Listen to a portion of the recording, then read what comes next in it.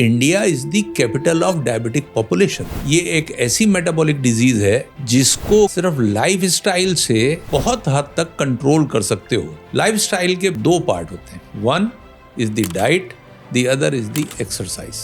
ज़्यादा शुगर खाने से डायबिटीज़ होती है। किसी भी चीज को जरूरत से ज्यादा लिया जाए तो वो नुकसान करती है। प्योर फॉर्म शुगर की थोड़ा कम मात्रा में लें, जितना आप अपनी फिजिकल एक्टिविटीज से उसको डाइजेस्ट कर पाएं। 3 एस्पेक्ट्स रहते हैं, पहला क्या खाएं, दूसरा कितना खाएं, तीसरा जो सबसे अहम है कब खाएं। This is the price of the luxury which we are paying. जितना आरामदायक अपनी जिंदगी को बनाते हैं उतना ही हमारे लिए मेटाबॉलिक इलनेसेस जिसमें के diabetes, hypertension, lipids abnormalities, obesity, तो ये सब चीजें उतनी ही अधिक मात्रा में बढ़ जाती हैं।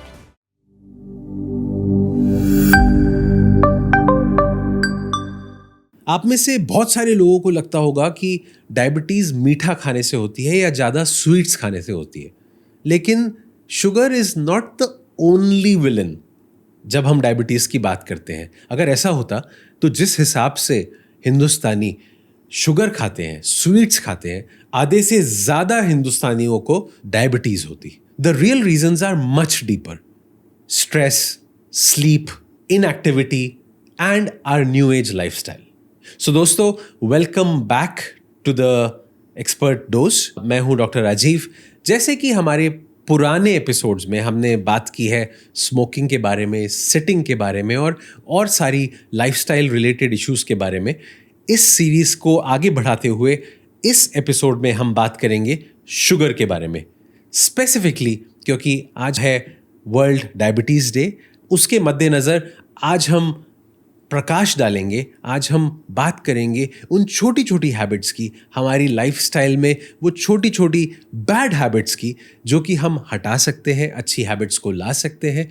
अगर हम यंग हैं तो कैसे हम डायबिटीज़ को और कुछ साल तक दूर रख सकते हैं, अगर हमारे को डायबिटीज़ है तो कैसे उसको और अच्छे से मैनेज कर सकते हैं इन दिस एपिसोड, जिसके लिए हमारे साथ हैं बहुत ही वरिष्ठ, बहुत ही एक्सपीरियंस्ड, बहुत ही सीनियर डॉक्टर एन.के. सोनी, जो हैं dean, director academics and head of internal medicine at Yatharth hospital. Doctor Soni, welcome to our show. Thank you very much. Sir, we are very glad that you are with us today to throw a lot of light on diabetes, जो कि हमारा देश काफ़ी उससे जूझ रहा है और आने वाले टाइम में इसको बहुत बड़ा विकराल एक पैंडेमिक माना जा रहा है, जिस हिसाब से ये हमारे पूरी जनसंख्या को एक के बाद एक हमारे लोग ग्रस्त हुए जा रहे हैं इससे। अगर आप पूरे डेटाज देखें तो अभी रिसेंटली ICMR ने डेटा रिलीज़ किए हैं जहाँ पर डायबिटीज़ पॉपुलेशन का, और उसमें अबाउट 100 मिलियन पीपल कंट्री में वो डायबिटीज़ से ग्रसित है, उनको डायबिटीज़ है।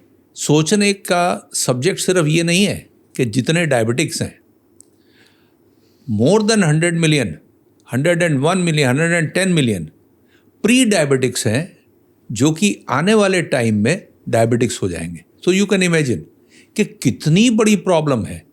एंड ऑलरेडी वर्ल्ड में इंडिया 2nd पोजीशन पे है as far as the number of diabetics are concern. तो हम ये कहते हैं कि India is the capital of diabetic population. तो इतना बड़ा विकराल रूप है इस बीमारी का, और ओवरऑल ये एक ऐसी मेटाबॉलिक डिजीज़ है जिसको कि सिर्फ लाइफ स्टाइल से आप बहुत हद तक कंट्रोल कर सकते हो। जहाँ कंट्रोल नहीं होता तो फिर उसके बाद तो फिर दवाइयाँ ही चलेंगी, लेकिन लाइफ स्टाइल से भी बहुत हद तक कंट्रोल कर सकते हो। लाइफ स्टाइल के फिर वही है कि 2 पार्ट होते हैं, one is the diet, the other is the exercise. तो ये सब चीज़ें अगर हम जीवन में ले आएँ, और इसीलिए कहते हैं कि it's the price of the luxury which we have to pay, कि हम जितने लग्जूरियस होते जाते हैं उतनी ही हमारी फिजिकल एक्टिविटी कम हो जाती है, उतना ही हमारी डाइट गड़बड़ हो जाती है, उतना ही मेटाबॉलिक डिजीजेस और ज़्यादा बढ़ जाती हैं। यही वजह है कि हमारा देश आज कैपिटल हो रखा है डायबिटिक पॉपुलेशन का। सर, आपने बहुत अच्छी बात कही और ये हमारे यूज़र्स के लिए बहुत इम्पॉर्टेंट है जानना कि इसके लिए फटाफट वो लोग अपना आपको प्रिपेयर करें और इसके लिए एहतियात बरतें।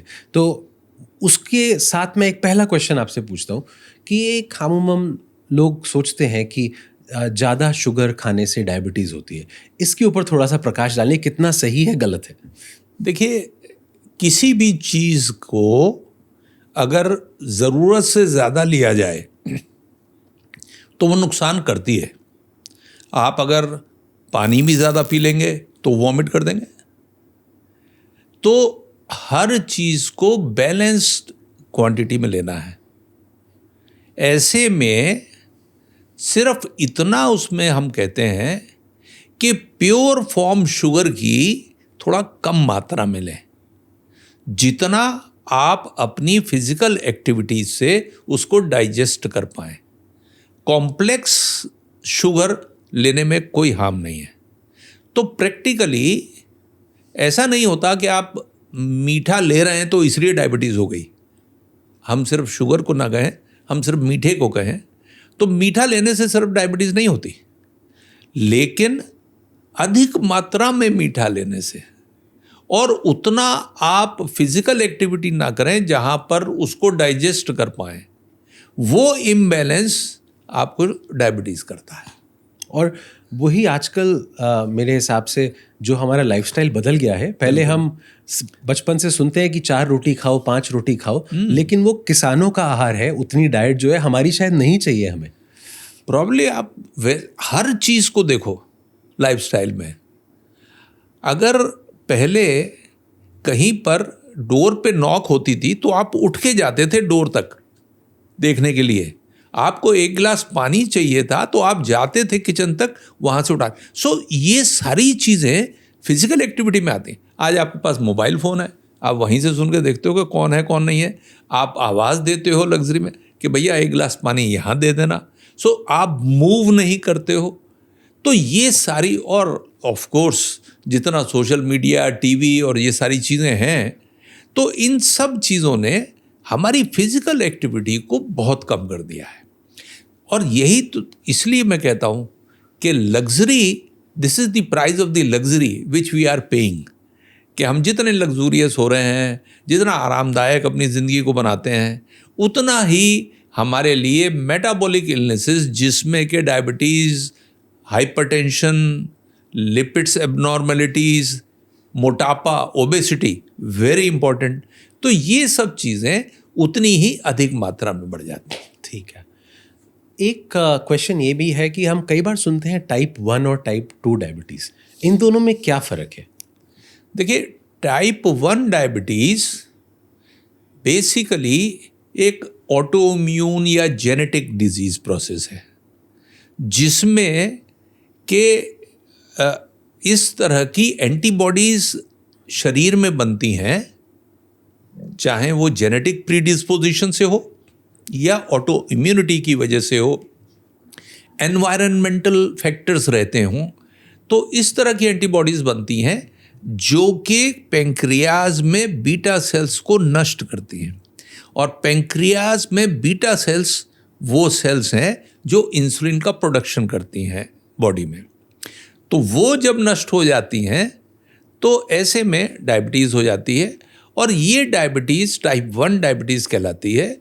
इसके 3 कैरेक्टरिस्टिक्स हैं रेदर, कि एक, ये थोड़ा बचपन से हो जाती है, कम उम्र से हो जाती है, क्योंकि जब बीटा सेल्स नष्ट हो जाएंगी तो शुरुआत से इंसुलिन नहीं बनेगी।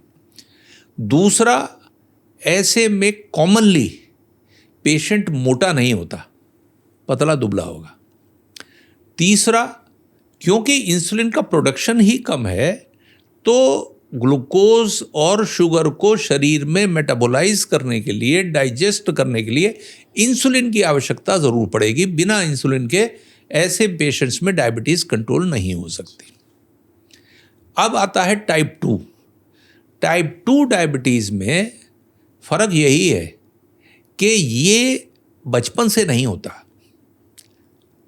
पहले ये करीब 50-60 साल की उम्र के बाद होता था। अब लाइफस्टाइल फिर ऐसी हो गई है जहाँ पर ये 20-30 साल में होता है, लेकिन होता कुछ समय के बाद है, बचपन से नहीं होता। एक फर्क। दूसरा, यूजुअली ऐसे पेशेंट्स ओबीज होते हैं, मोटापा होता है, वजन ज़्यादा होता है। ये एक बहुत बड़ा फैक्टर है टाइप 2 डायबिटीज़ में होने का।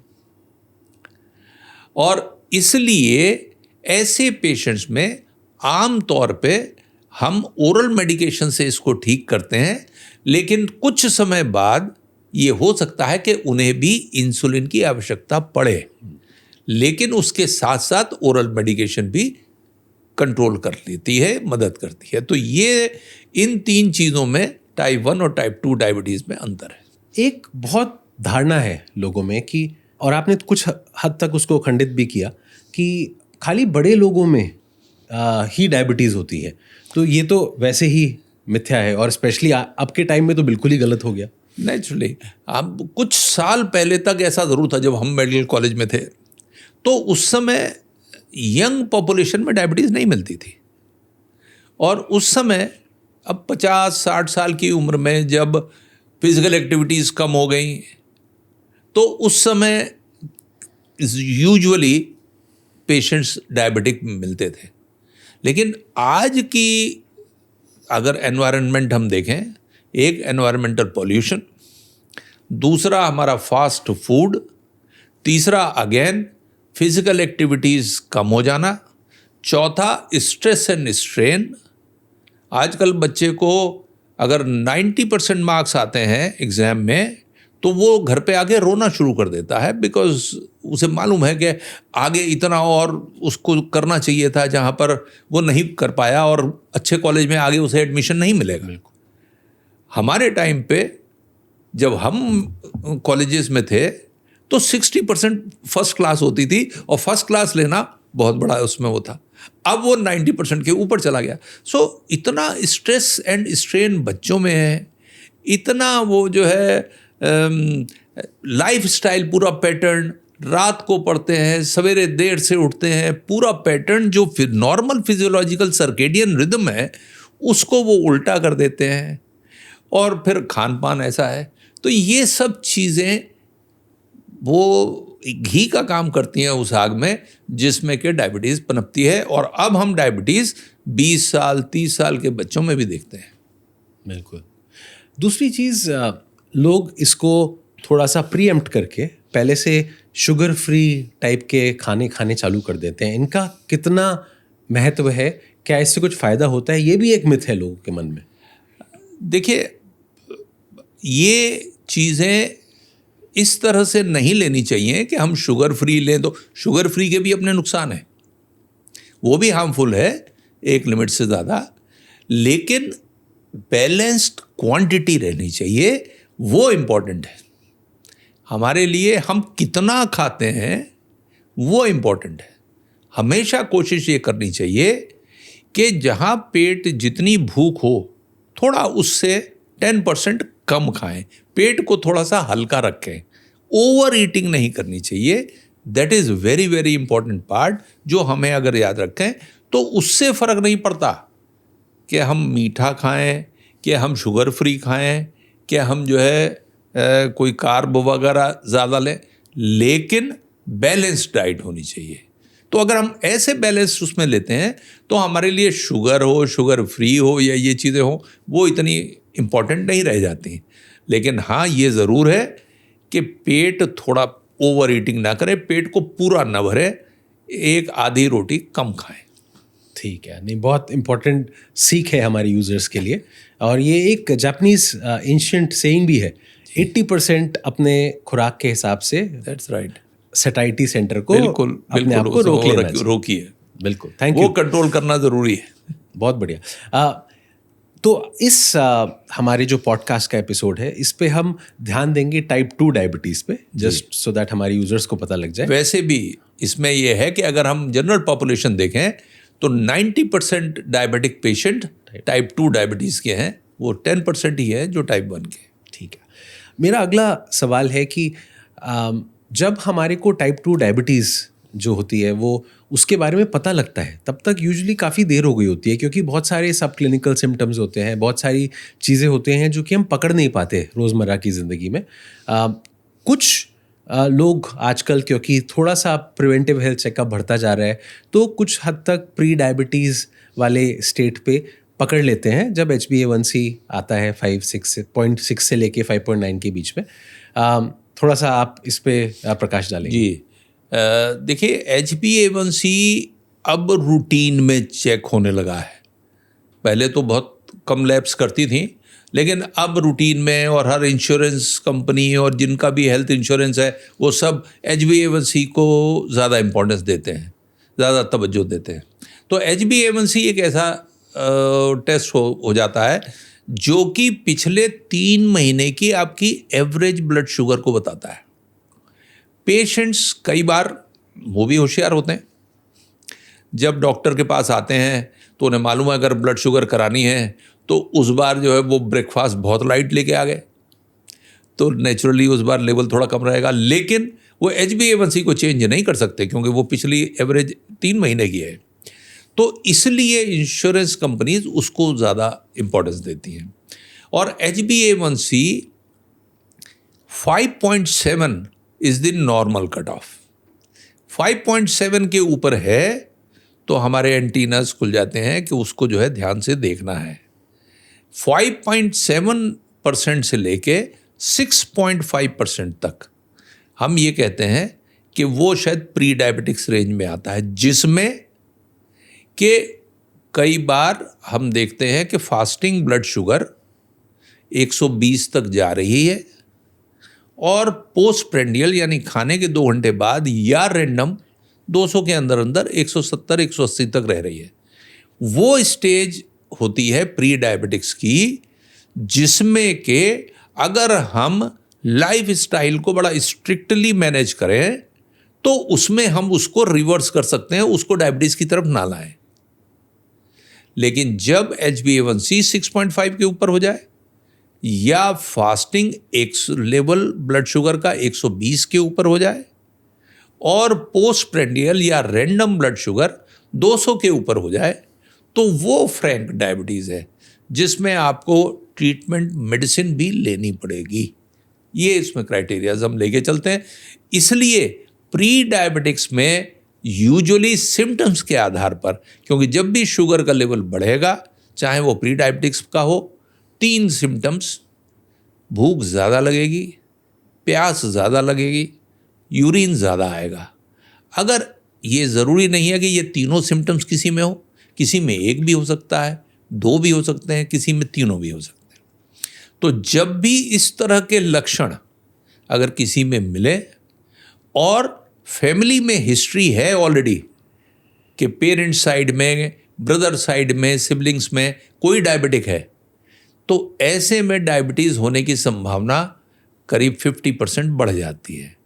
तो ऐसे लोगों को जिनकी फैमिली में कोई हिस्ट्री है और इस तरह के कोई लक्षण हैं, चाहे 1 भी हो, 2 हो, तीनों हो, तो तुरंत अपना ब्लड टेस्ट कराना चाहिए, स्क्रीनिंग करानी चाहिए और ब्लड शुगर लेवल देखना चाहिए। ठीक है। इसके अलावा भी कोई तरीका है? जैसे आजकल हम काफ़ी सुनते हैं एक HOMA-IR करके भी एक टेस्ट आया है जो इंसुलिन रेजिस्टेंस के लिए थोड़ा काम करता है। देखिए, बेसिकली अगर हम देखें तो टाइप 2 डायबिटीज़ में पहली एबनॉर्मेलिटी जो आती है वो इंसुलिन रेसिस्टेंस की आती है। और इंसुलिन रेसिस्टेंस अकेला अपने आप में डायबिटीज़ प्रेसिपिटेट नहीं कर सकता, वो प्री डायबिटिक स्टेज तक आपको ला सकता है। जब इंसुलिन रेसिस्टेंस होने लगता है तो धीरे धीरे, जब एक बार पता लगा ब्लड शुगर फास्टिंग वाली थोड़ी देर के लिए बढ़ गई, फिर नॉर्मल आ गई, आपने खाना ज़्यादा खाया, इतनी इंसुलिन बॉडी में नहीं है, रैंडम ब्लड शुगर बढ़ गई थोड़ी देर के लिए, 1-2 घंटे के लिए, फिर वो नॉर्मल आ गई। तो वो जो 1-2 घंटे का फ्लक्चुएशन है वो धीरे धीरे बीटा सेल्स को जो इंसुलिन प्रोड्यूस करती हैं उनको इफेक्ट करता है। और इसलिए समय के साथ साथ अगर इंसुलिन रेसिस्टेंस रहेगा ब्लड शुगर लेवल फ्लक्चुएट करती रहेगी तो धीरे धीरे इंसुलिन प्रोडक्शन भी कम हो जाएगा, बीटा सेल्स भी थोड़ा डैमेज होने लगेंगी। और इसीलिए जब इंसुलिन रेसिस्टेंट इंसुलिन डेफिशिएंसी के साथ जुड़ जाता है तो फ्रैंक डायबिटीज प्रेसिपिटेट कर जाती है। ये प्रोसेस रहता है। तो होमा IR इंसुलिन रेसिस्टेंस का एक मेजरमेंट है जो हमें ये बताता है कि इंसुलिन रेसिस्टेंस इस पेशेंट में होने लगा। कई सारे क्लिनिकल सिम्टम्स ही होते हैं। मरीज अगर हमारी क्लिनिक में आएगा तो हम क्लिनिक में देख के ये बता सकते हैं कि इस पेशेंट को इंसुलिन रेसिस्टेंस होगा, हमें इसके लिए देखना चाहिए। ठीक है। अगर मैं आपसे कहूँ, आप 2 या 3 ऐसे सिम्टम्स या साइंस अगर हम अपने यूज़र्स को बोल सकें या उनके फैमिली को स्पेशली, क्योंकि या अपने दोस्तों को, कि उनको अगर ये 2 या 3 चीज़ें दिखें तो भाई आपको एटलीस्ट एक प्रिवेंटिव हेल्थ चेकअप या अपना HbA1c या जो भी कुछ है 1-2 कराने चाहिए, वो आप क्या ये बहुत इम्पोर्टेंट क्वेश्चन है। और इसमें मैं ये चाहूँगा कि आपके जितने भी श्रोता लोग हैं, जितना भी जो है ऑडियंस है, वो सुने तो उनको ध्यान रखना चाहिए। इंडियन पॉपुलेशन को हम ये कहते हैं कि वो थिन फैट इंडियंस रहते हैं जो डायबिटीज़ के लिए प्री डिस्पोज रहते हैं, जल्दी आती है डायबिटीज़ उनमें। और कौन थिन फैट इंडियंस रहते हैं? जिनमें के जो सेंट्रल पार्ट है बॉडी का वो तो बढ़ा हुआ है, जिसे हम कहते हैं तोंद तो बढ़ी हुई है, ओबेसिटी सेंट्रल पार्ट में है, लेकिन हाथ पैर वो पतले हैं, तो वो हो जाता है थिन फैट इंडियंस। जब कभी भी इस तरह की पोजीशन हो जहां पर पेट का घेरा ज़्यादा हो, हाथ पैर पतले हों, हमें ज़रूर देखना चाहिए, अपनी स्क्रीनिंग करनी चाहिए। दूसरा, ओबेसिटी बहुत बड़ा फैक्टर है। अगर आपका BMI 25 से ज़्यादा है, आप ओबीज कैटेगरी में आते हो, तो ज़रूर स्क्रीनिंग करनी चाहिए। अगर फैमिली हिस्ट्री है स्ट्रॉन्ग, जहाँ एक पेरेंट्स में एक या दोनों या कहीं सिबलिंग्स में क्लोज फर्स्ट सिबलिंग, अगर वो डायबिटिक हैं तो आपको ज़रूर करनी चाहिए। एक इम्पॉर्टेंट पार्ट रहता है कि कई बार नेक के अराउंड बड़ा डार्क सा एक सर्कल रहता है, बैक ऑफ द नेक और आगे तक आके, हम उसको एक्यांथोसिस निग्रिकेंस कहते हैं। वो इंसुलिन रेसिस्टेंस का एक बहुत बड़ा इंडिकेटर है। कई बार ओबीज बच्चे आते हैं हमारे पास, उनकी मदर साथ में आती हैं और वो ये कहती हैं कि साहब ये इसकी गर्दन बड़ी गंदी रहती है और मैं बहुत इसे साफ़ करती हूँ लेकिन साफ़ नहीं होती। एक्चुअली वो पिगमेंटेशन है जो ये इंडिकेट करता है कि इस बच्चे को इंसुलिन रेसिस्टेंस डेवलप हो रहा है। तो उसमें पूरा लाइफस्टाइल का उसकी स्क्रीनिंग होनी चाहिए और उसके साथ साथ लाइफस्टाइल का मैनेजमेंट, डाइट का मैनेजमेंट होना चाहिए। एक इम्पॉर्टेंट पार्ट जो गर्ल्स में, फीमेल्स में, लेडीज़ में मिलता है, गर्ल्स में पर्टिकुलरली, कि उनकी मेंस्ट्रुअल इरेगुलरिटी रहती है। तो उसमें जब अल्ट्रासाउंड कराते हैं तो उनमें PCOS आता है, पॉलीसिस्टिक ओवेरियन सिंड्रोम, तो ओवरीज सिस्टिक हो जाती हैं। वो एक स्ट्रॉन्ग इंडिकेटर है कि इस बच्ची में इंसुलिन रेसिस्टेंस की संभावना ज़्यादा है, तो उसको भी स्क्रीनिंग में ज़रूर लेना चाहिए। ये 3-4 क्राइटेरियाज हैं जहाँ पर हम लोग क्लिनिकली देख के चलते हैं। बहुत बढ़िया, ये बहुत अच्छा हेल्प करेगा हमारे ऑडियंस को। जी। एक आजकल हम काफ़ी सुनने लगे हैं कि type 2 diabetes can be reversed. इसमें कितनी सच्चाई है और इसका क्या मतलब है? देखिए, ये स्टडीज़ हुई हैं कई सारे पेशेंट्स में, थाउजेंड्स ऑफ पेशेंट्स में। हम डिजीज़ प्रोसेस का, जितने मेटाबॉलिक डिजीजेज हैं, इनका रिवर्सल नहीं मानते। ये रिवर्स नहीं हो सकती, लेकिन रेमिशन होता है। रेमिशन और रिवर्सल दो थोड़ा different subject, different words meaning वाले। रेमिशन में पर्टिकुलरली ये होता है कि अगर 4-5 साल तक अगर डिजीज़ प्रोसेस नहीं है तो इसका मतलब डिजीज़ का रेमिशन है। ये कैंसर वाले पेशेंट्स में होता है, ये जॉइंट पेन्स वाले पेशेंट्स में होता है। हम मेडिसिन देते हैं और ये होता है कि भाई 4-5 साल तक उन्हें कोई जॉइंट पेन नहीं है तो रिमिशन है। इस तरह की दवाइयाँ हैं जो कि कैंसर का रिमिशन करती हैं, जो कि जॉइंट पेन्स का रिमिशन करती हैं। इसी तरह से डायबिटीज़ के रिमिशन के लिए भी स्ट्रिक्ट लाइफस्टाइल का फॉलोअप होता है कि हम कैलोरी इनटेक उसमें ड्रास्टिकली कम कर दें। नॉर्मल डेली रूटीन एक्टिविटीज़ के लिए 1500-1600 कैलोरीज, 1800 कैलोरीज अगर हम फिज़िकल एक्टिविटी करते हैं तो इतनी ज़रूरत होती है। लेकिन अगर हम इसे कट डाउन करके 800 कैलोरीज पे ले आएँ अपने इनटेक को, जिसमें के फाइबर का कंटेंट बढ़ा दें, जिसमें रफेज ज़्यादा हो, जिसमें कार्ब बहुत कम हो, प्रोटीन की मात्रा ज़्यादा हो, तो ऐसे में वज़न कम होता है। जब वज़न कम होता है, ओबेसिटी कम होती है। ओबीज पेशेंट अपना 8 से 10 से लेके 15 किलो तक वज़न कम करता है, तो ऐसे पेशेंट्स में बीटा सेल्स जो इंसुलिन बनाती हैं वो अच्छे से काम करने लगती हैं।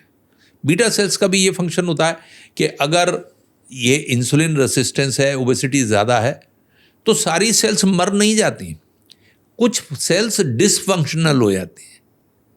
वो डिसफंक्शनल सेल्स जब वेट रिडक्शन होता है, उनको एक हेल्दी एनवायरनमेंट मिलता है, तो फिर से एक्टिव हो जाती हैं और फिर से इंसुलिन बनाने लगती हैं। जब फिर से इंसुलिन बनाने लगती हैं तो शुगर उसी लाइफस्टाइल मैनेजमेंट से अपने आप अच्छे से कंट्रोल में आ जाता है। इसको हम रेमिशन कहते हैं। ये रहता है जो 4-5 साल तक अगर रिमिशन रहेगा तो हम कहते हैं ये बहुत बढ़िया है। और पेशेंट भी मोटिवेट हो जाता है कि अगर बिना दवाई के उसकी शुगर कंट्रोल हो रही है, बॉडी लीन एंड थिन हो गई, एक्टिव हो गई, तो पेशेंट भी मोटिवेट हो जाता है कि नहीं मुझे ऐसे ही रहना है। ये हो जाता। ठीक है। एक लास्ट इसके जो चैप्टर का हमारा सवाल है वो ये है कि डायबिटीज़ अगर हम कंट्रोल ना करें, क्योंकि जब तक, और हम सब हिंदुस्तानियों की एक ही प्रॉब्लम है, जब तक हम थोड़ा डरे ना तब तक हम उसके लिए कुछ करेंगे नहीं, बल्कि मैं तो कह रहा हूँ पूरे ह्यूमन बींग्स का वही होता है, one motivation is fear also. तो अगर हम बात करें कि अगर हम डायबिटीज़ कंट्रोल नहीं करते तो हमारे क्या क्या हद तक कॉम्प्लिकेशंस बॉडी में हो सकते हैं, क्योंकि डायबिटीज़ को हिंदी में बोलते हैं कि ये एक दीमक का काम करती है, हर एक ऑर्गन में जाके कुरेद के ऑर्गन्स को ख़त्म करती है। देखिए, आपने अच्छा सवाल पूछा है, और ये इसलिए है कि देखिए शुगर का होना, ये मैंने जैसे कहा पहले कि इंसुलिन रेसिस्टेंस की वजह से है। इंसुलिन रेसिस्टेंस ये होता है कि इंसुलिन जहाँ जहाँ जिन जिन ऑर्गन्स पे काम करती है उस पे काम नहीं कर पाती, तब इंसुलिन रेसिस्टेंस है। जब इंसुलिन रेसिस्टेंस होता है तो बीटा सेल्स और इंसुलिन बनाती हैं कि भाई ये काम नहीं कर पा रही, थोड़ा सा और बनाओ, थोड़ा सा और बनाओ। तो स्टेज आती है हाइपर इंसुलिनिज्म, जहाँ पर बॉडी में इंसुलिन का लेवल ज़्यादा होता है लेकिन काम नहीं कर पाती, बिकॉज फैट सेल्स इस तरह से बॉडी में है, ओबेसिटी है, जहाँ पर के जिन जिन जगह पर इंसुलिन को काम करना है वहाँ काम ही नहीं कर पाती, वहाँ पर ग्लूकोज को अंदर सेल्स में भेज ही नहीं पाती। तो हाइपर इंसुलिनिज्म एक ऐसी स्टेज है, स्टेट ऑफ सर्कमस्टांसेस है, जो कि ब्लड सेल्स को अंदर से डैमेज करता है। और उसमें ब्लड सेल्स को डैमेज करने में हर ऑर्गन को जो है खून तो चाहिए, ब्लड सेल्स तो हैं। तो जब ब्लड सेल्स की अंदर वाली वॉल में इंसुलिन की मात्रा ज़्यादा सर्कुलेट हो रही है तो वो उसको डैमेज करना शुरू करता है, और वो जब डैमेज होना शुरू होते हैं तो अलग अलग ऑर्गन्स अलग अलग इफेक्टेड होने लगते हैं। सबसे बड़ा ब्रेन में स्ट्रोक के चांसेस बढ़ जाते हैं। आइज़ में हम रेटिनोपैथी कहते हैं, जिसमें रेटिना इफेक्ट हो जाती है, ब्लड सर्कुलेशन में फ्लेक्स बन जाते हैं, रेटिना पर फ्लेक्स बन जाते हैं। इसलिए आप उससे नीचे आइए, हार्ट की वेसल्स ब्लॉक होने लगती हैं, जिससे हार्ट अटैक का खतरा बढ़ जाता है। फिर उससे नीचे आइए, किडनीज़ जो है काफ़ी ज़्यादा इफेक्ट होने लगती हैं, क्योंकि ब्लड वेसल्स में प्रोटीन जम के वो क्लॉग होने लगती हैं, तो नेफ्रोपैथी या किडनी फेलियर वो होने लगता है। फिर और नीचे आए तो नर्व्स में अगर नर्व्स में ब्लड का सर्कुलेशन कम हो जाएगा तो नर्व्स इतना जो है काम नहीं करेंगी, जहाँ पैरों में जलन और इसमें क्रैम्प्स और ये सारी चीज़ें बहुत बढ़ जाती हैं। तो cerebrovascular accidents, retinopathy, heart attack, kidney involvement, neuropathy, ये 4-5 बड़े मेन साइड इफ़ेक्ट्स हैं जो कि बढ़ी हुई शुगर की वजह से रहते हैं। और जब ये कॉम्प्लिकेशन एक भी इनमें से हो जाए तो क्वालिटी ऑफ लाइफ बहुत कॉम्प्रोमाइज हो जाती है। तो इसलिए टाइम रहते पे हमें इसके लिए सावधान रहना चाहिए और हमें करेक्टिव मेजर्स लेने चाहिए, पहले लाइफस्टाइल का, फिर डॉक्टर से सलाह लेंगे। ठीक है, बहुत आपने जिस सरलता से फिजियोलॉजी समझा दी, ऐसा लग रहा है कि डॉक्टर ही नहीं, आम आदमी भी हमारी जो किताब होती थी गेनोंग बड़े आराम से समझ लेगा। बहुत बहुत शुक्रिया। अगला सवाल और अगला जो हमारा अध्याय है वो है मैनेजिंग डायबिटीज़ पे। तो जो पहला सवाल है वो कि हमारे को रोज़मर्रा की ज़िंदगी में खानों में जो भी हमारे खाद्य पदार्थ हैं उनमें किन किन चीज़ों का ध्यान रखना चाहिए कि हमारे खानों में जो छुपा हुआ शुगर है, जो कि हम सोचते हैं कि नहीं ये तो बहुत अच्छा खाना है, वहाँ पे हम स्पेसिफिकली ध्यान दे सकें। देखिए, 3 एस्पेक्ट्स रहते हैं, ये मैं सुनने वाले दर्शकों को भी बताना चाहूँगा। ये बड़ा इम्पॉर्टेंट एस्पेक्ट, 3 चीज़ें रहती हैं। पहला, क्या खाएं, जो आपने सवाल पूछा। दूसरा, कितना खाएं, वो बड़ा अहम है। तीसरा जो सबसे अहम है, कब खाएं। तो ये 3 चीज़ें हैं। आपका पहला सवाल है क्या खाएं, तो प्रैक्टिकली सब कुछ खाएं, कोई चीज़ ऐसा रिस्ट्रिक्शन की नहीं है, लेकिन कितना खाएं ये लिमिट होनी चाहिए। आप लोगों का ये भ्रम रहता है कि साहब आम नहीं खाना है, इसमें ऐसा नहीं है। डायबिटिक्स भी आम खा सकते हैं, लेकिन आम पेट भरने के लिए मत खाइए, टेस्ट के लिए खाइए। आप 1-2 फाँक खाइए, टेस्ट लीजिए, और उसके बाद हाँ, ऐसे फ्रूट्स जिनका ग्लाइसेमिक इंडेक्स बहुत ज़्यादा ना हो और जो बहुत ज़्यादा जूसी ना हो, जैसे सेब है, पपीता है, नाशपाती है, अमरूद है, बबूगोशा है, जिसमें फाइबर कंटेंट ज़्यादा है और बहुत मीठे नहीं है, ये आप भरपूर मात्रा में खा सकते हैं। तो एक भ्रम रहता है कि साहब फलों में बड़ी रिस्ट्रिक्शन है, ऐसा नहीं है। ये 5-6 फल भी ऐसे हैं, अगर आप खाने बैठोगे तो 5-6 फल नहीं खाओगे।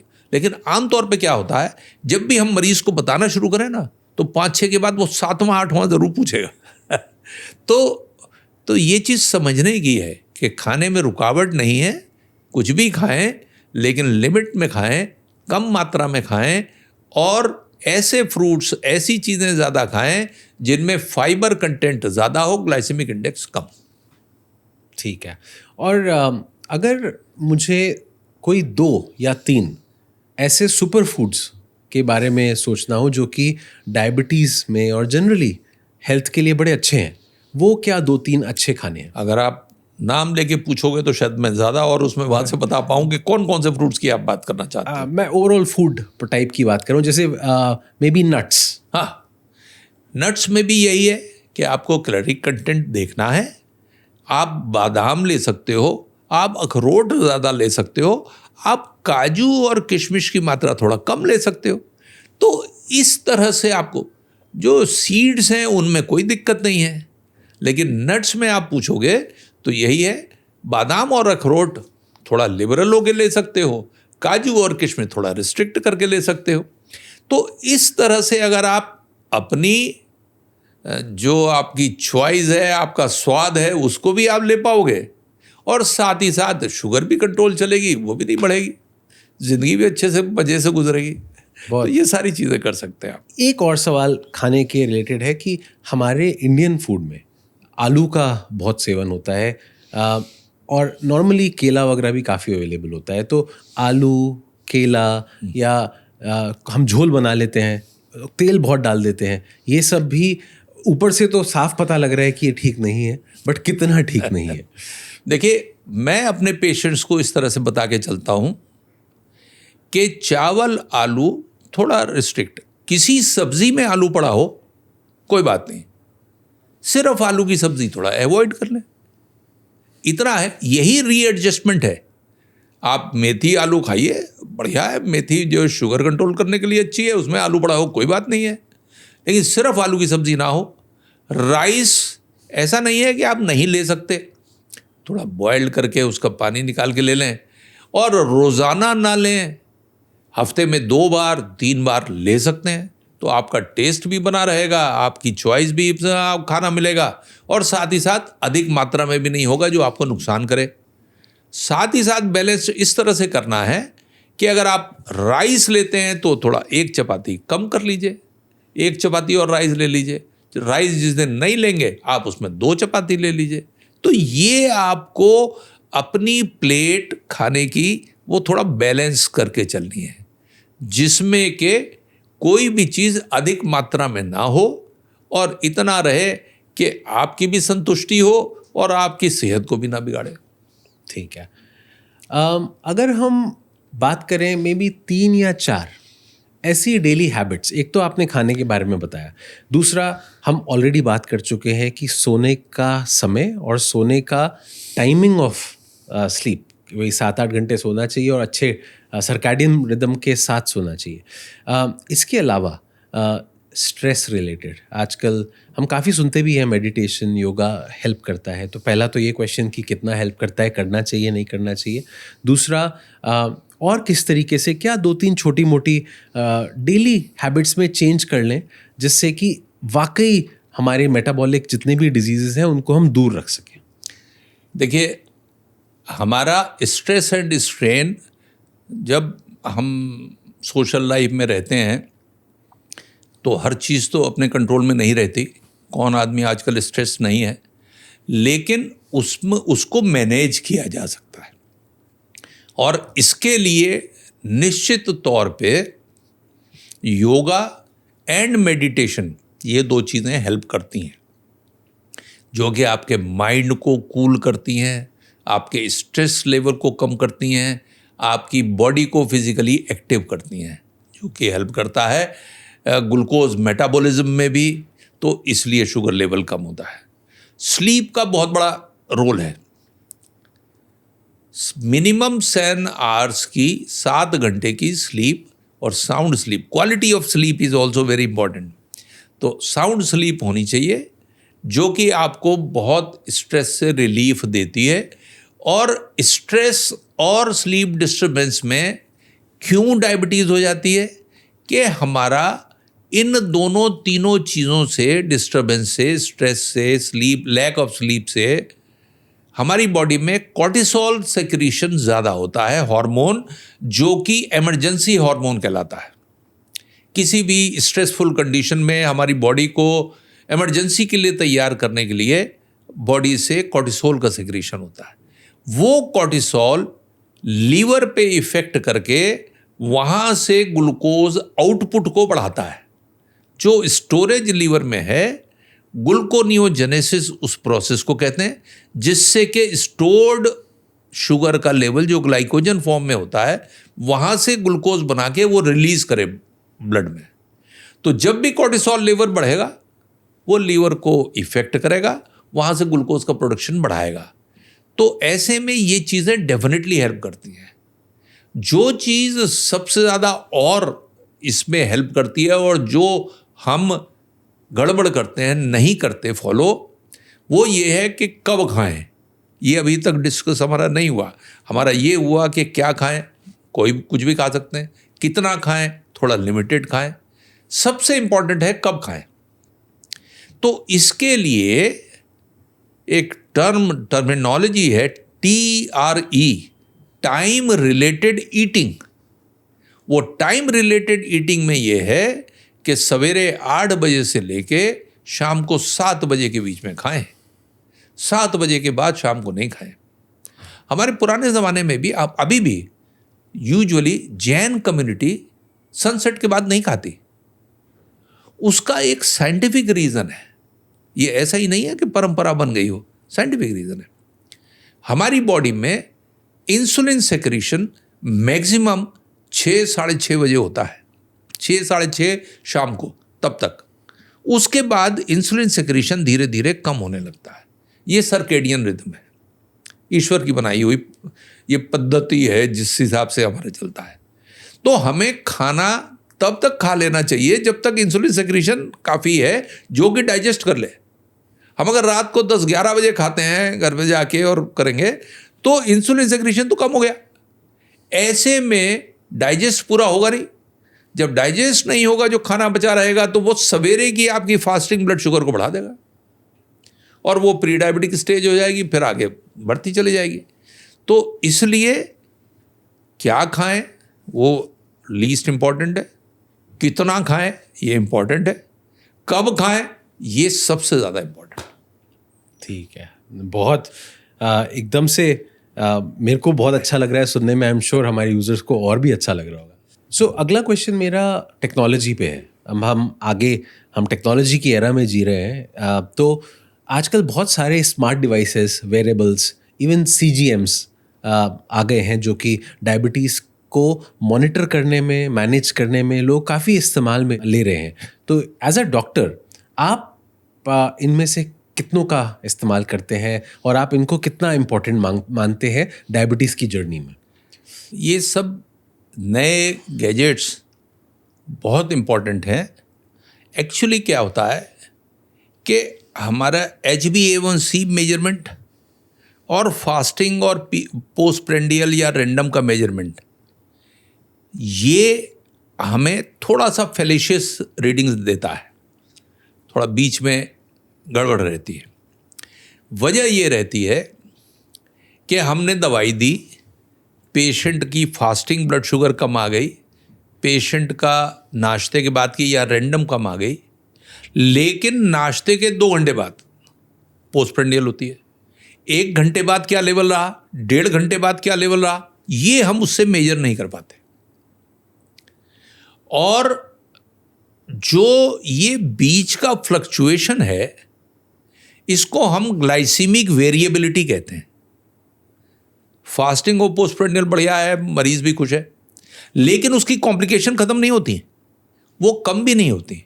और वजह यही है कि ग्लाइसीमिक वेरिएबिलिटी बहुत रहती है, और उस ग्लाइसीमिक वेरिएबिलिटी की वजह से जो बढ़ी हुई शुगर की कॉम्प्लिकेशन है वो कॉम्प्लिकेशंस रहेंगी, भले ही उसकी फास्टिंग और पोस्ट प्रेंडियल कंट्रोल आ जाए। इन सब को देखने के लिए हम कंटिन्यूअस ग्लूकोज मॉनिटरिंग का यूज़ करते हैं। और कंटिन्यूअस ग्लूकोज मॉनिटरिंग अब बहुत कन्वीनियंट डिवाइस हो गई है, जिसमें हमारी 1 हफ्ते से लेकर 14 दिन तक की रीडिंग्स हर 1 घंटे की वो रिकॉर्ड हो जाती है। आप पेशेंट अपने फ़ोन पे उसको ले सकता है और फ़ोन से हर समय कोई भी चीज़ खाएगा, उसके बाद उसका ब्लड शुगर लेवल कैसे फ्लक्चुएट करता है, इसको पूरा रिकॉर्ड कर सकता है।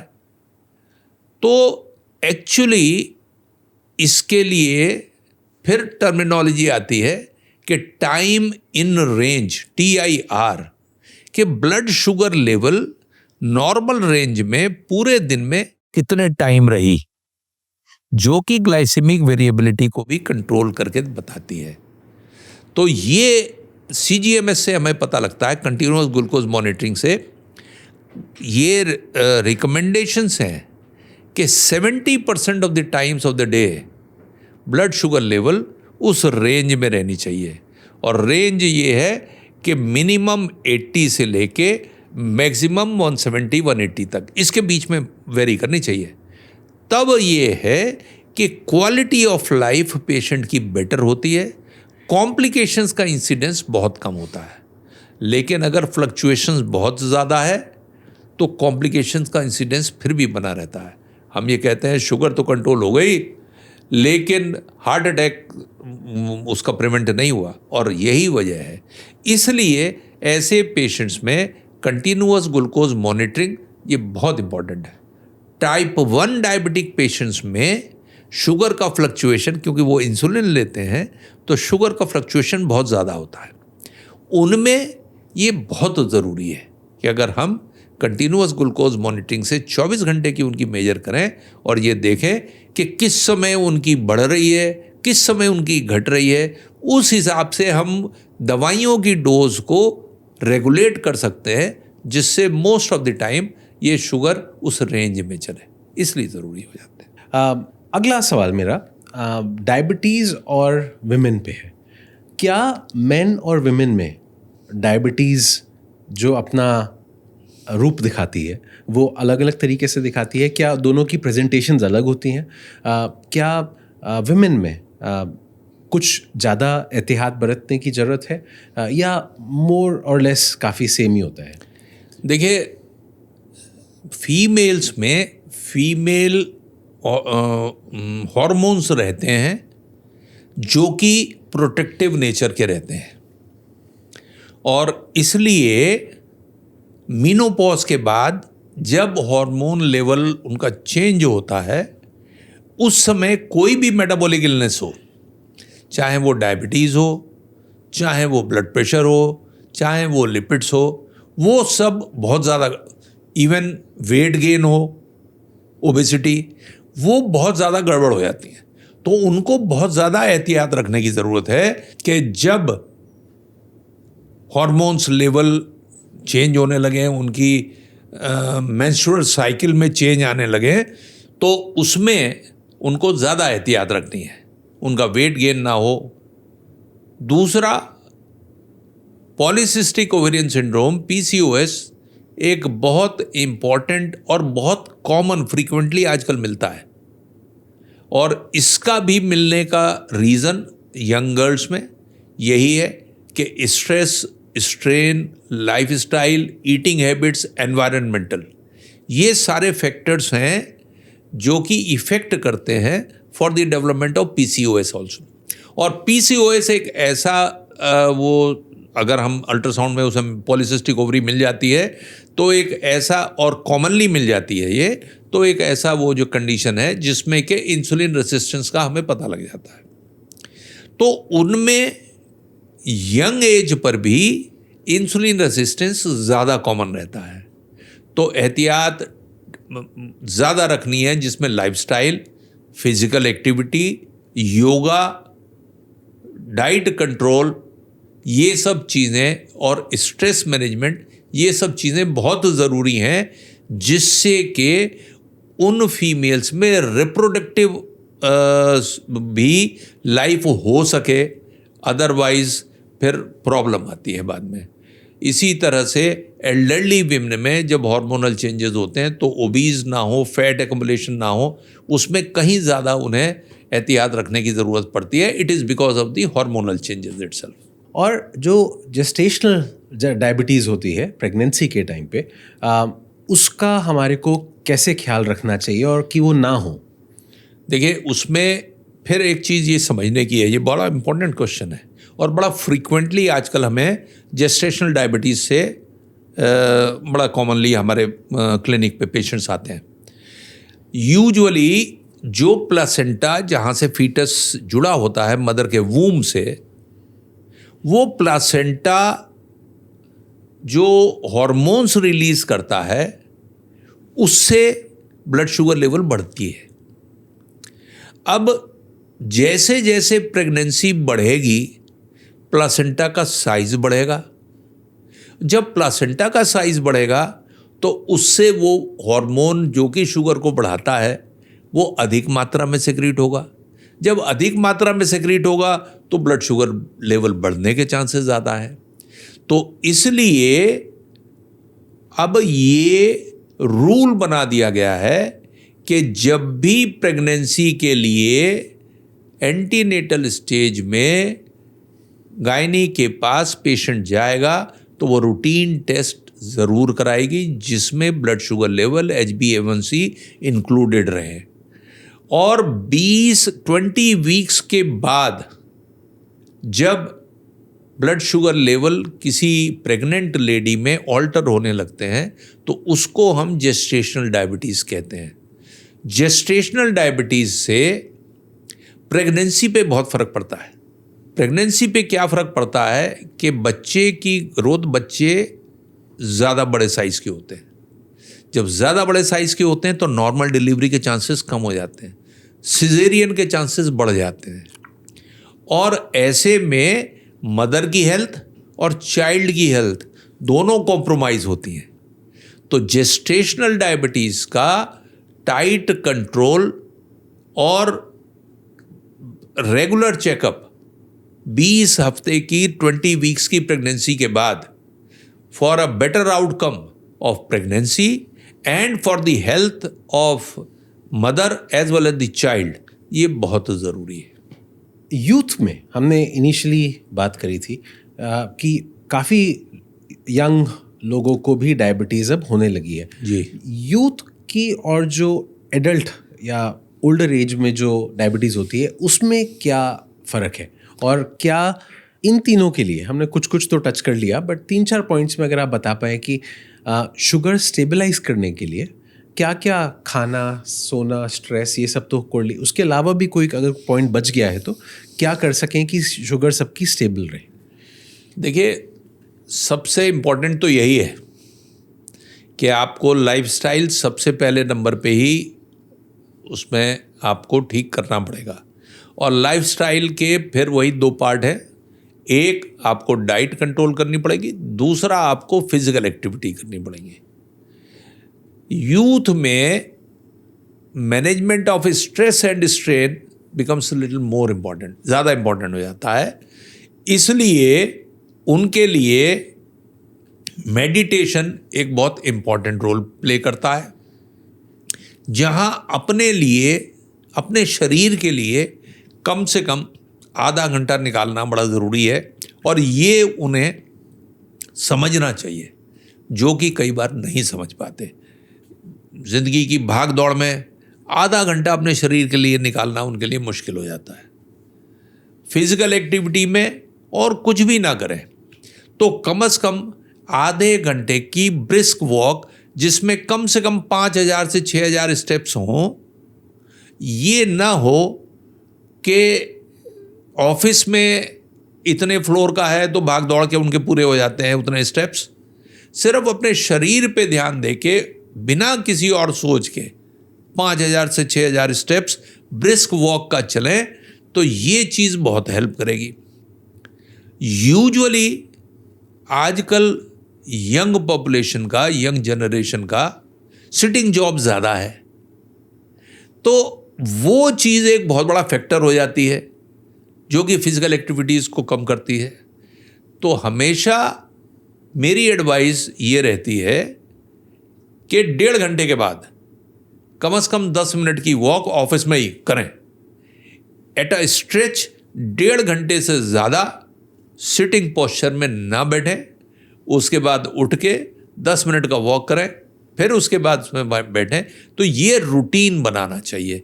ये छोटी छोटी चीज़ें हैं, लेकिन ये छोटी छोटी चीज़ें बहुत हद तक लाइफ में बहुत बड़ा चेंज लाती हैं, जो मेटाबॉलिक इलनेसेस को कंट्रोल करने में मदद करती है। Thank you so much, this is very helpful.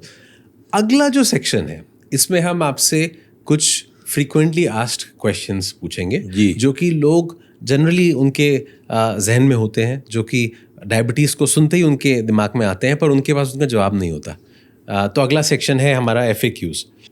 टूटी और ख़राब नींद डायबिटीज़ को ख़राब क्यों कर देती है? और देखिए, इसमें भी वही बात है कि जब डिस्टर्ब्ड स्लीप रहेगी, साउंड स्लीप नहीं रहेगी, तो हमारे दिमाग में इस तरह के विचार, कुछ ना कुछ सोच चलती रहेगी। ऐसे में जो हार्मोनल सेक्रीशंस बॉडी में होते हैं, उन डिस्टर्ब्ड माइंड स्टेटस की वजह से जो स्ट्रेसफुल रहता है, वो हमारे फिर यही है लीवर पे इफेक्ट करके लीवर से ग्लूकोनियोजेनेसिस को बढ़ाते हैं, शुगर आउटपुट बढ़ाते हैं। सेकेंडली, जब सवेरे आप फ्रेश नहीं उठेंगे तो पूरे दिन की एक्टिविटी वो डिस्टर्ब रहती है, जो कि स्ट्रेसफुल होती है। वो स्ट्रेस कि आप उतना परफॉर्म जितना करना चाहते हो, आजकल के कम्पिटिटिव वर्ल्ड में एक अच्छी नींद नहीं हुई है तो इसलिए आप उसको कर नहीं पा रहे, वो अगेन हार्मोनल इम्बैलेंस को बढ़ा के और फिर फिर आप अगर रात को पूरा उसमें नहीं सो पाते तो वहाँ फिर आप कभी भी रात को उठ के कुछ ना कुछ खाते रहते हो, स्नैकिंग चलती रहती है। जो ये एस्पेक्ट कि 7 बजे के बाद आप कुछ नहीं खाओगे, वो सारा डिस्टर्ब हो जाता है। और उसमें जो रात की स्नैकिंग है वो फिर लीवर से ब्लड ग्लूकोज को ज़्यादा जो है आउटपुट बढ़ाएगी, इंसुलिन को वक्त बेवक्त पे काम करने के लिए कहेगी, बीटा सेल्स ऐसे में डिस्टर्ब रहेंगी और उनको भी जो है रेस्ट नहीं मिलेगा। तो ये सारी साइकिल सर्केडियन रिदम जो बिगड़ती है वो फिर एक विशेष साइकिल बनाती है जिसकी वजह से डायबिटीज़ प्रेसिपिटेट कर जाती है। ठीक है, अगला जो मेरा सवाल था वो एक्चुअली आपने शायद पहले में ही जवाब दे दिया, बट क्वेश्चन था कि स्ट्रेस कैसे ब्लड शुगर को ऊपर लेके जाता है, तो आपने इसका जवाब वही है, कॉर्टिसोल सेक्रेशन की वजह से ही वो ज़्यादा होता है, हार्मोनल इम्बैलेंस रहता है हमारी बॉडी में, स्ट्रेस स्ट्रेन की वजह से कॉर्टिसोल सेक्रेशन बढ़ता है जिसका कि बड़ा डिलीटीरियस खराब इफेक्ट पड़ता है लीवर मेटाबॉलिज्म पर। अगला सवाल है कि जो डायबिटिक फुट है वो प्रॉब्लम इतनी सीरियस क्यों है? जी, एक्चुअली जो मैंने आपको ये बताया कि 5 मेन कॉम्प्लिकेशंस अगर हम सर से लेके पांव तक चलें तो उसमें आखिरी वाली थी डायबिटिक न्यूरोपैथी, जहाँ पर नर्व्स इफेक्ट रह जाती हैं, जहाँ पर नर्व्स की ब्लड सप्लाई जो है वो डिस्टर्ब होती है।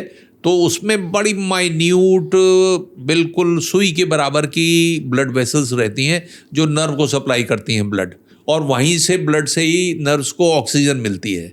वो सबसे पहले बंद होने लगती हैं बिकॉज शुगर बढ़े होने से ग्लाइकेशन एंड प्रोडक्ट्स कहलाते हैं वो ज़्यादा एक्यूमुलेट हो जाते हैं जो कि ब्लड वेसल्स को ब्लॉक करते हैं और नसों को इफेक्ट करते हैं। नसों के इफेक्ट हो जाने से पैर के सेंसेशंस वो ख़त्म हो जाते हैं। मरीज को ये नहीं पता लगता कि कभी चोट लग गई या कभी ठोकर लग गई, उसको महसूस नहीं होता, कांटा लग गया उसको महसूस नहीं होता।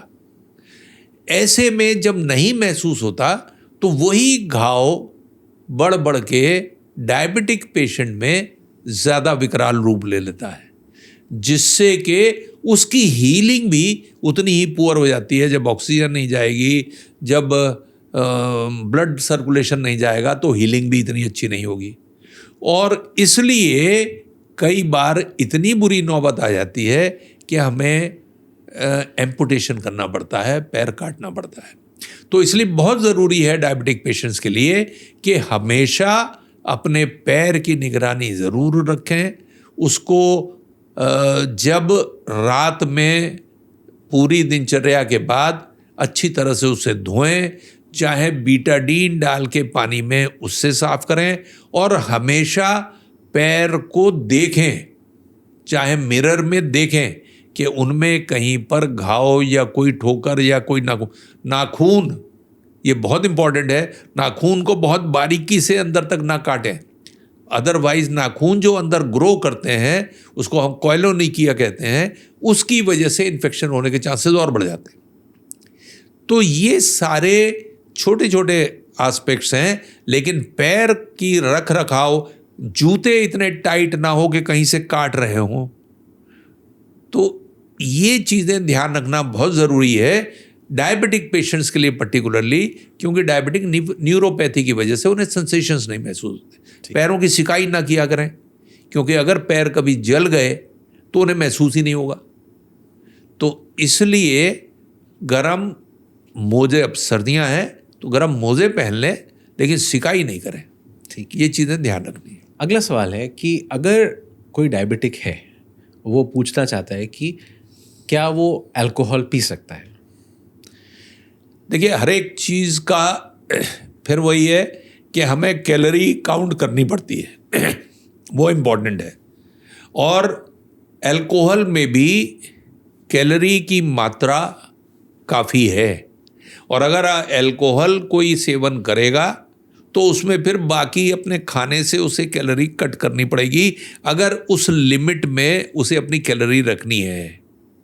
तो इसलिए एडवाइस ये रहती है कि अल्कोहल का सेवन सही नहीं है, उसको ना करें तो अच्छा है। अगर ये हो आदत ऐसी है तो जितना उसे रिस्ट्रिक्ट करें उतना अच्छा है, रोज़ाना ना करें, हफ्ते में एक आध बार कभी वीकेंड पे हो गया। तो इस तरह से फ्रीक्वेंसी, अमाउंट और जितना उसे रिस्ट्रिक्ट कर लेंगे उतना अच्छा है। किसी भी तरह से अल्कोहल फ़ायदेमंद नहीं हो सकता डायबिटिक पेशेंट्स के लिए, बड़ी सिंपल सी बात है। बल्कि किसी के लिए भी नहीं। अगला सवाल है कि एक्सरसाइज करने का बेस्ट टाइम कौन सा है? देखिए, ये बड़ा इम्पोर्टेंट सवाल है। मैं अपने पेशेंट्स को ये एडवाइस करके चलता हूँ कि खाना खाने से पहले वॉक करें। और वजह ये है कि खाना खाने के बाद जब पेट में खाना जाता है तो डाइजेशन के लिए ब्लड का सर्कुलेशन ज़्यादा इंटेस्टीन और स्टमक की तरफ जाता है, और इंटेस्टीन स्टमक में जाने से उसके डाइजेशन में ज़्यादा ब्लड सर्कुलेशन को काम करना पड़ता है। तो वाइटल ऑर्गन्स में जैसे हार्ट में और बाकी जगह ब्लड का सर्कुलेशन कंपैरेटिवली थोड़ा कम रहता है। जब हम एक्सरसाइज करेंगे तो हार्ट की बीटिंग भी बढ़ेगी और उसमें ब्लड का सर्कुलेशन भी ज़्यादा चाहिए। तो अब अगर हम खाना खाने के बाद करेंगे तो फिर इतनी अच्छी सिचुएशन नहीं बनती। खाना खाने से पहले करें, वो ज़्यादा अच्छा है। मॉर्निंग वॉक करें, इवनिंग में करें तो डिनर से पहले करें। लेकिन इसका ये मतलब नहीं है कि आप डिनर के बाद सीधा जाके सो जाएं, दैट इज़ नॉट एडवाइजेबल। उसमें यही है कि खाना खाने के बाद, डिनर के बाद आप थोड़ा एक आध 2 घंटा बैठिए, इमीडिएटली आपको बिस्तर नहीं पकड़ना है, लेकिन वॉक करना है, एक्टिविटी, फिजिकल एक्टिविटी करनी है तो वो खाना खाने से थोड़ा पहले। स्ट्रेनुअस एक्टिविटी जो जिम में जाते हैं और ऐसे करते हैं, उनके लिए थोड़ा कॉशन है इसमें। उनमें उनको थोड़ा प्रोटीन्स, नट्स, ऐसी चीज़ें लेके तब जाना चाहिए जिससे पेट भारी भी ना हो, लेकिन जितनी एनर्जी वो जिम में लगाते हैं और ग्लूकोज का एब्जॉर्प्शन उतना बढ़ जाता है तो उनका ब्लड शुगर लेवल लो भी नहीं होना चाहिए। तो अगर प्रोटीन की चीज़ें, नट्स वगैरह, बादाम, अखरोट और ये चीज़ें लेके, थोड़ा चीज़ लेके वो जाएंगे तो प्रोटीन की चीज़ें ब्लड शुगर लेवल को थोड़ा बढ़ाती हैं और देर तक उसको बढ़े हुए रखती हैं, एकदम से डाउन नहीं करती। क्या फास्टिंग डायबिटीज़ में मदद करती है? इंटरमिटेंट फास्टिंग बड़ा इम्पॉर्टेंट रोल है जो उसमें मदद करती है। इसीलिए यह है कि अगर आप टाइम रिलेटेड ईटिंग करते हैं और शाम को 7 बजे तक खाते हैं, 7:30 बजे तक खाते हैं, तो अगले दिन सवेरे 8 बजे खाएंगे, तो वो 12-13 घंटे का फास्टिंग वो इंटरमिटेंट फास्टिंग है। वो इंटरमिटेंट फास्टिंग आपके लीवर को रेस्ट करता है, रेस्ट देता है, और लीवर को रेस्ट देने से ये हो जाता है कि लीवर से ग्लूकोज आउटपुट बढ़ता नहीं है और वो आपकी फास्टिंग ब्लड शुगर को मदद करने में बहुत सहायक रहता है। अगला सवाल है कि क्या डायबिटिक्स जो है उन्हें फ्लू शॉट्स लेना चाहिए और क्यों लेना चाहिए? Diabetic patients immuno compromised patients रहते हैं, उनकी बॉडी का रेजिस्टेंस पावर, वो हाई शुगर वो पूरा चूस जाती है, तो उनमें फ्लू या कोई वायरल इन्फेक्शन या रेस्पिरेटरी ट्रैक्ट, खांसी, नज़ला, जुकाम, वो नॉर्मल आदमी की अपेक्षा ज़्यादा फ्रीक्वेंट हो जाते हैं। और जब ऐसे में ज़्यादा फ्रीक्वेंट हो जाते हैं, इसी तरह से शिंगल्स या हर्पीस, ये वायरल इन्फेक्शंस ज़्यादा कॉमन हो जाते हैं डायबिटिक पेशेंट में in comparison to normal patient. करीब 2.5 से 3 गुना ज़्यादा या 10 गुना तक ज़्यादा हो जाता है कई बार। तो ऐसे पेशेंट्स को जो डायबिटिक हैं लंबे टाइम से, उनको ये शॉट्स ज़रूर लेने चाहिए, जिससे कि उनको ये नहीं है कि अगर शॉट्स ले लेंगे तो ये डिजीज़ प्रोसेस लाइक चेस्ट का इन्फेक्शन, नज़ला, ज़ुकाम, खांसी और वायरल इन्फेक्शन बिल्कुल ख़त्म हो जाएगा, लेकिन फ्रीक्वेंसी कम हो जाती है, इंटेंसिटी बहुत कम हो जाती है। तो डेफिनेटली ये फ्लू शॉट्स वगैरह हेल्प करते हैं डायबिटीज। एक सवाल कई हमारे यूजर्स ने पूछा भी है कि उनकी ब्लड शुगर सुबह ही ज़्यादा क्यों आती है? ये मैंने बताया है कि आप अगर खाना थोड़ा लेट खाओगे, डिनर पर्टिकुलरली वो लेट खाओगे, डिनर थोड़ा हैवी लोगे, तो उसको डाइजेस्ट करने में तब तक सर्केडियन रिदम की वजह से ब्लड शुगर, ये इंसुलिन का लेवल कम हो जाएगा, खाना पूरा पच नहीं पाएगा। जब खाना पूरा पच नहीं पाएगा तो लीवर से ग्लूकोज मात्रा वो भी ज़्यादा आएगी, इंसुलिन भी ज़्यादा बनेगी, जो हाइपर इंसुलिनिज्म की स्टेट रहेगी, जो कि अगेन ब्लड वेसल्स के लिए हार्मफुल है। तो वो एक विशियस साइकिल बन जाती है। तो एडवाइस यही है कि dinner light, dinner early. Last सवाल कि स्मोकिंग का डायबिटीज पे कितना बुरा प्रभाव है? देखिए, स्मोकिंग किसी भी तरह से यूज़फुल नहीं है। मेडिकल साइंस इस मामले में बहुत स्ट्रिक्ट है, और स्मोकिंग किसी भी फॉर्म में, टोबैको किसी भी फॉर्म में, चाहे वो च्यू करना हो, चाहे वो स्मोक करना हो, चाहे कैसे भी, वो हमेशा हार्मफुल है। और ये कहा जाता है कि अगर आप 20 साल से 20 सिगरेट्स पर डे पी रहे हो तो उसके बाद एक सिगरेट, जितना टाइम आप एक सिगरेट पीने में लेते हो उतनी लाइफ आपकी कम हो जाती है। तो 20 साल 20 सिगरेट के बाद एक सिगरेट आपकी लाइफ को 5 मिनट कम कर देती है। It's a very very expensive deal. तो इसलिए ये बंद करना चाहिए। ये अगेन स्मोक, टोबैको, ये सब पेंक्रियाज पे इफ़ेक्ट डालती हैं, बीटा सेल्स पे इफ़ेक्ट डालती हैं। हमारी बॉडी में इन्फ्लेमेटरी मार्कर्स होते हैं, हमारी बॉडी में कुछ कण होते हैं, कुछ केमिकल्स होते हैं जो कि इन्फ्लेमेशन को बढ़ाते हैं, और वो इन्फ्लेमेशन को जब बढ़ाते हैं तो बीटा सेल्स को भी डैमेज करते हैं, ब्लड वेसल्स को भी डैमेज करते हैं। ऐसे जो है कण, जो इन्फ्लेमेटरी मार्कर्स हैं, स्मोकिंग इन्फ्लेमेटरी मार्कर्स को ज़्यादा रिलीज करती है बॉडी में। तो हर तरह से टोबैको एंड स्मोकिंग हार्मफुल है, जो कि किसी भी मेटाबॉलिक इलनेस को, वो हाइपरटेंशन को भी बढ़ाती है, वो लिपिड्स को भी एबनॉर्मल करती है, वो शुगर को भी बढ़ाती है। तो इसलिए वो कैपिटल में नो है, no means no.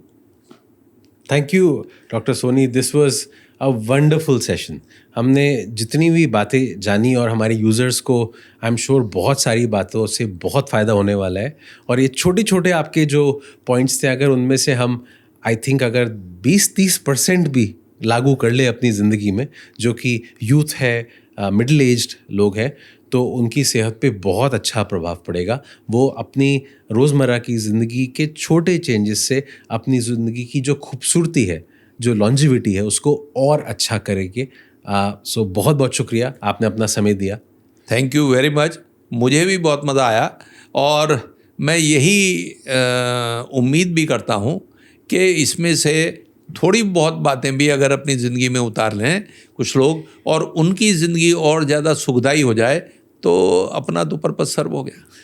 Thank you so much doctor. Thank you very much. Thank you, नमस्कार। तो दोस्तों, डायबिटीज़ खाली शुगर नहीं है कि शुगर नहीं खाना है। डायबिटीज़ है कि हमारे को अपनी हेल्थ का, अपनी ज़िंदगी का थोड़ा सा और ख्याल रखना है।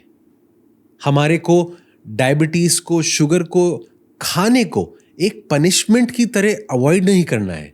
हमारे को सब कुछ थोड़ी सी मात्रा में, अच्छे स्वाद से, अच्छी इंटेंशन के साथ खाना है, उसका मज़ा लेना है, साथ में अच्छे से सोना है, स्ट्रेस नहीं रखना है, और अपने आप को एक्टिव रखना है। So let's take a pledge on world diabetes day कि हम माइंडफुली खाना खाएंगे, हम टाइम से सोएंगे, हम मेडिटेशन करेंगे, लाइफ को थोड़ा सा स्ट्रेस फ्री बनाएंगे और खुश मिजाज जिंदगी जिएंगे। Thanks for keeping tuned in.